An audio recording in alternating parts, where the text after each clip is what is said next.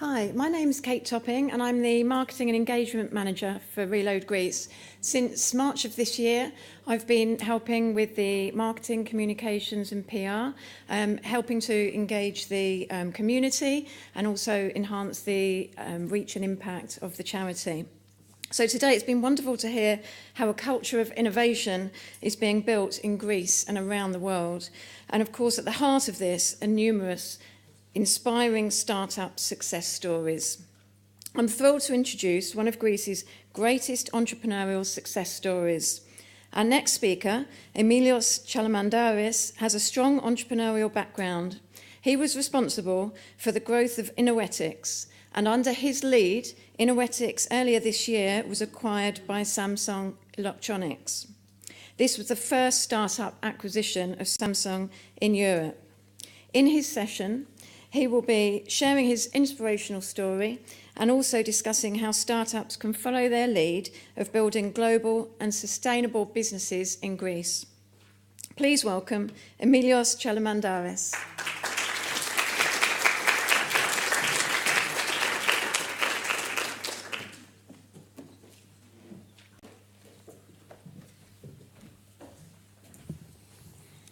Good evening, everyone.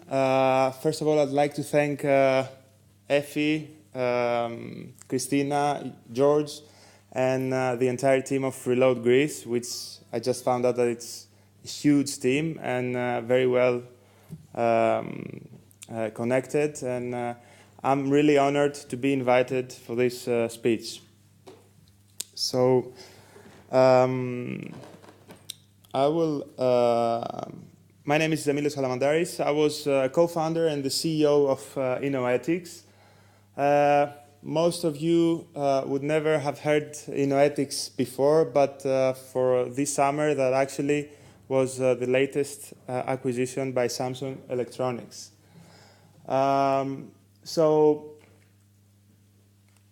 Okay, I'm going to start with a few words about Innoetics. So Innoetics is a spin-off company, was a spin-off company from a research center in Greece that was founded by four researchers who had built one of the best text-to-speech technologies in the world back then. That was 11 years ago, in 2006. And our, let's say, spark for starting this company was the technology we built during our PhD degrees.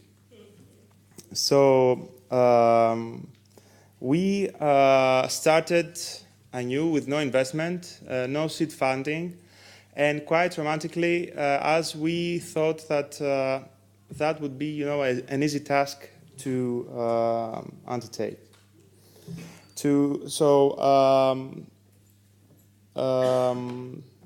We started in 2006 and we pursued an organic growth. And the truth is that when we started this company as a side project to our daily works, which was actually being researchers to the research center we were working at.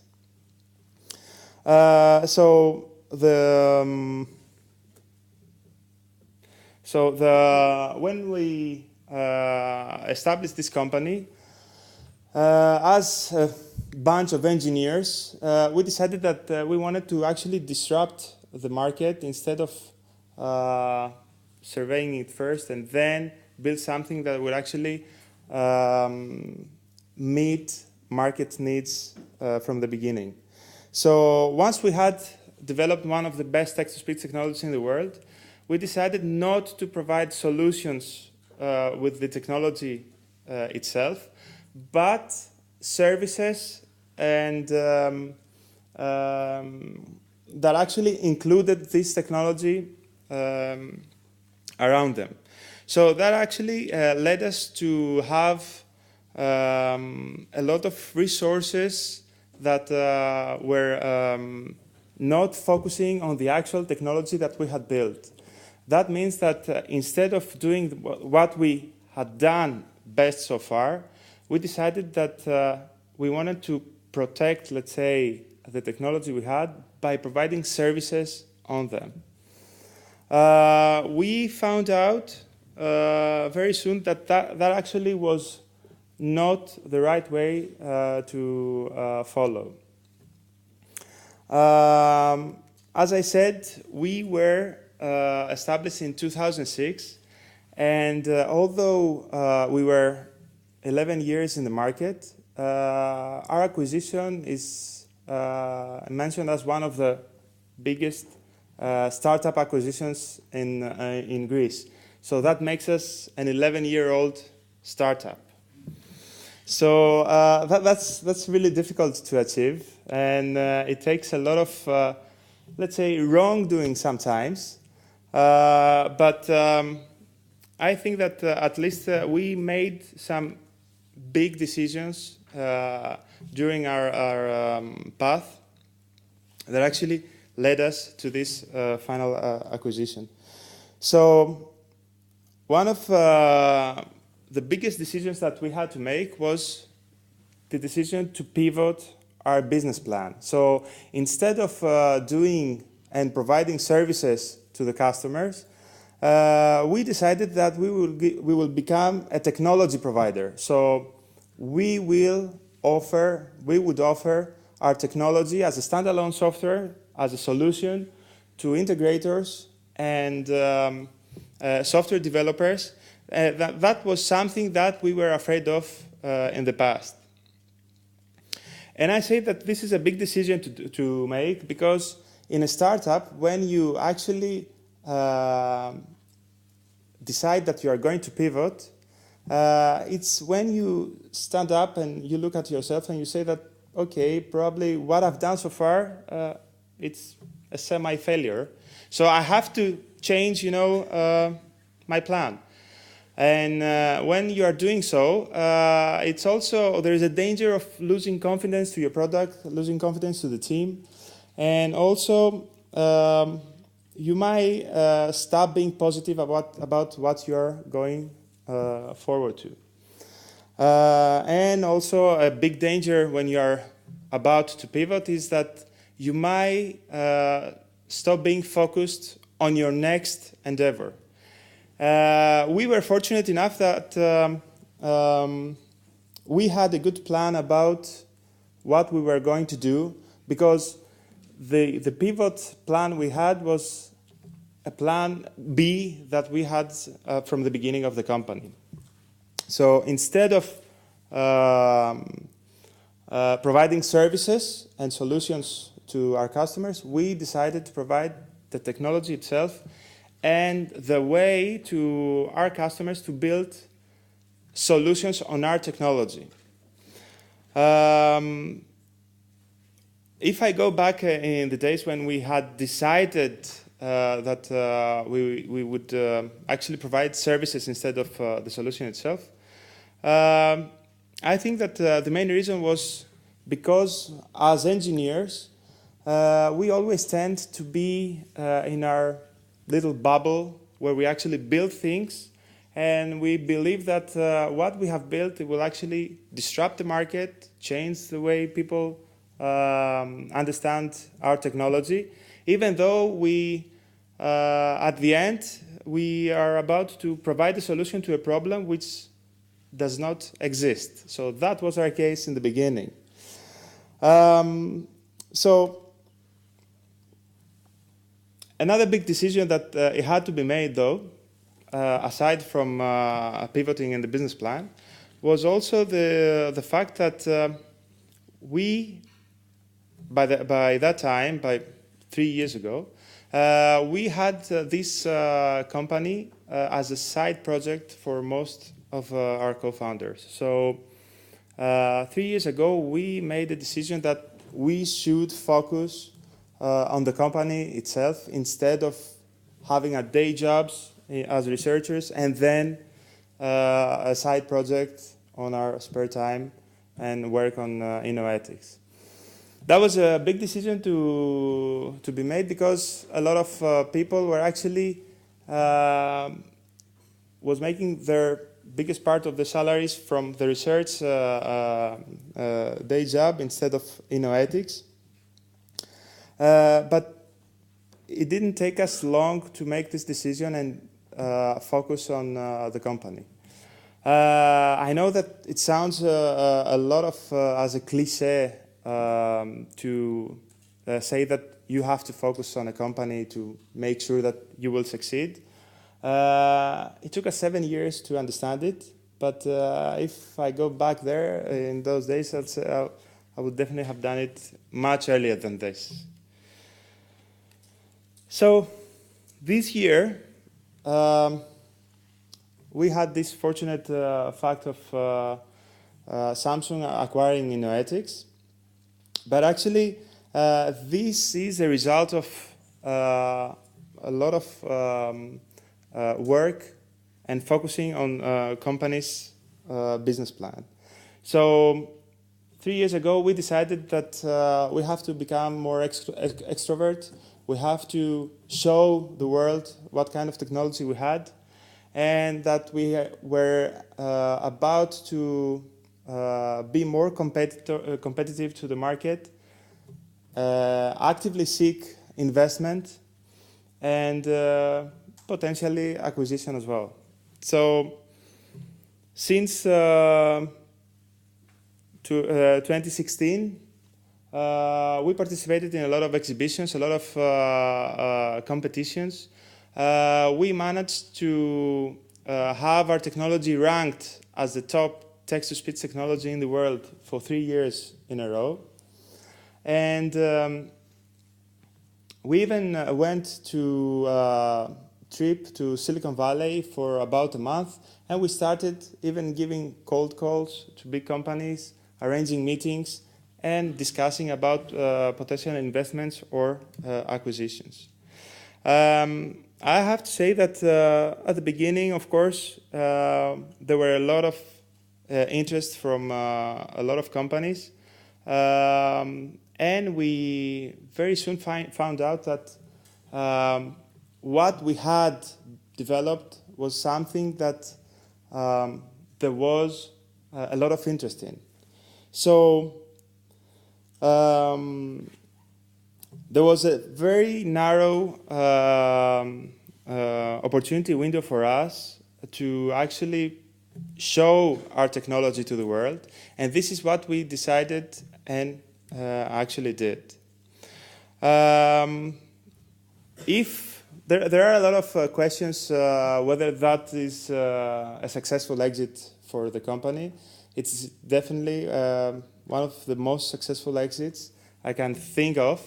As for us, we now are able to see our technology being delivered and integrated in a million of devices with a click of a button. We have seen that our technology is going to be part of a huge ecosystem, one of the biggest and diverse ecosystems in the world.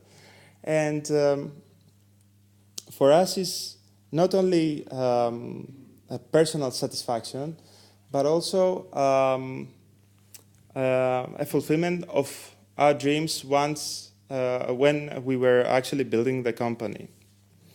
So I've tried really to be very brief for this presentation, as I knew it was going to be the last one, and it would be a very long day for all of us. So I try to finish my presentation with 3 key takeaways, and the idea is that I wanted to divide these takeaways to the different audiences of this event. So if I wanted to address, let's say, the future entrepreneurs, I would say that the key takeaway of our career is persistence. We've seen that we were an 11-year-old startup with a lot of ups and downs. We had to do almost whatever a textbook of startups has to describe, from pivoting to big decisions, to being careful not to have casualties when you have difficult times, become extrovert as much as possible, and not to be afraid to be competitive against the bigger companies either.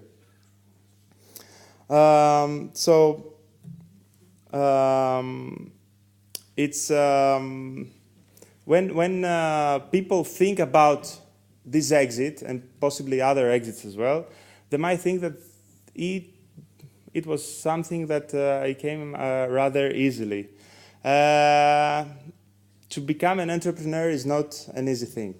I would like to borrow something that a friend of mine, who is a professor here in the UK, and I had dinner last night with him, and he was telling me that when he was addressing to his students, he was telling him that he used to say to them that programming is something easy. You have to give it a little try, a little effort, and then you will find out that it's easy to do it. But then he found out that this is a paradigm that is probably counterproductive. You have to understand and tell people that programming is something difficult, and it takes a lot of effort to achieve it.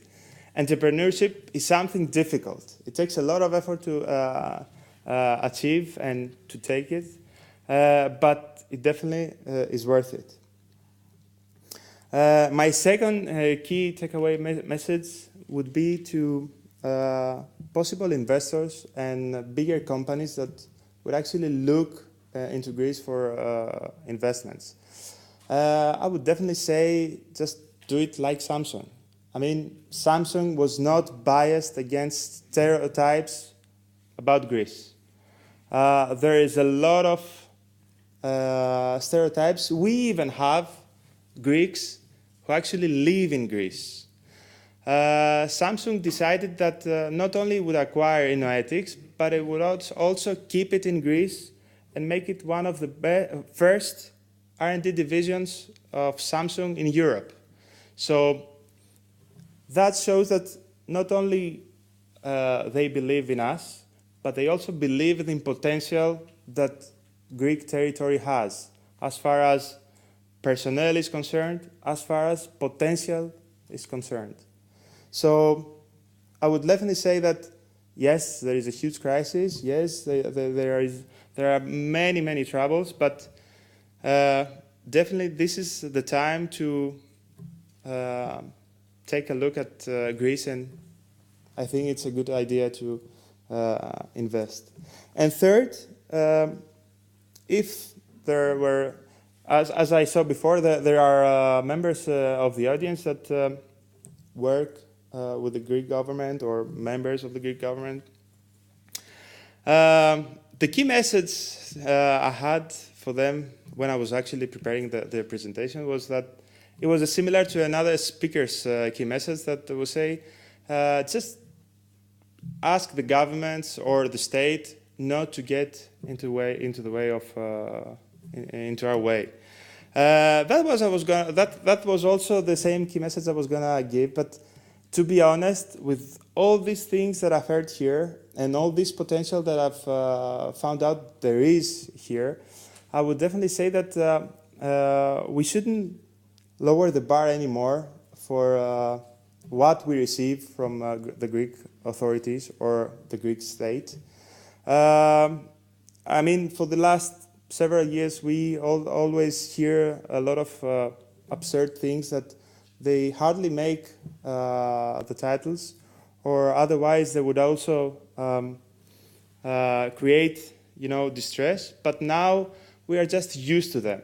I would say that we should expect the Greek state and those authorities to do what they are elected to do, and without any other lowering the bar, we should ask for them to be as supportive as possible in these kind of endeavors. Thank you very much.